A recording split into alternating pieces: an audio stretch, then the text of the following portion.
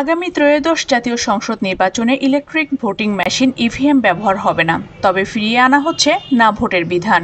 সোমবার রাজধানীর আগারগাঁওয়ে নির্বাচন ভবনে মুলতবি কমিশন সভা শেষে এ তথ্য জানিয়েছেন নির্বাচন কমিশনার আবুল ফজল মোহাম্মদ সানাউল্লাহ। পুরো কনস্টিটিউয়েন্সির নির্বাচন বাতিল করার বা ফলাফল বাতিল করার অর্থাৎ নির্বাচন কমিশন অবস্থা বুঝে নির্বাচন স্থগিত করা এক বা একাধিক বা সমস্ত কনস্টিটিউয়েন্সির একইভাবে ফলাফল এক বা একাধিক বা সমস্ত কনস্টিটিউয়েন্সির ফলাফল বাতিল করতে পারবে।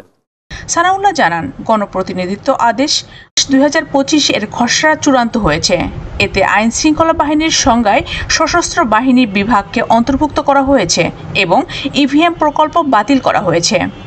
নতুন বিধিমালা অনুযায়ী কোনো আসনে একজন প্রার্থী থাকলেও তাকে বিনা প্রতিদ্বন্দ্বিতায় জয়ী ঘোষণা করা হবে না, বরং তাকে না ভোটের বিরুদ্ধে প্রতিদ্বন্দ্বিতা করতে হবে।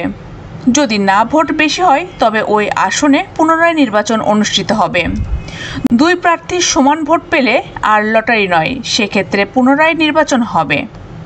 হলফনামায় দেওয়া তথ্য মিথ্যা প্রমাণিত হলে নির্বাচিত হওয়ার পর 5 বছরের মধ্যে কমিশন ব্যবস্থা নিতে পারবে এবং প্রয়োজনে সদস্যপদ বাতিল করতে পারবে। প্রার্থীরা ব্যক্তিগত বা প্রতিষ্ঠান থেকে সর্বোচ্চ 50 লাখ টাকা পর্যন্ত অনুদান নিতে পারবেন, তবে তা অবশ্যই ব্যাংকের মাধ্যমে গ্রহণ করতে হবে।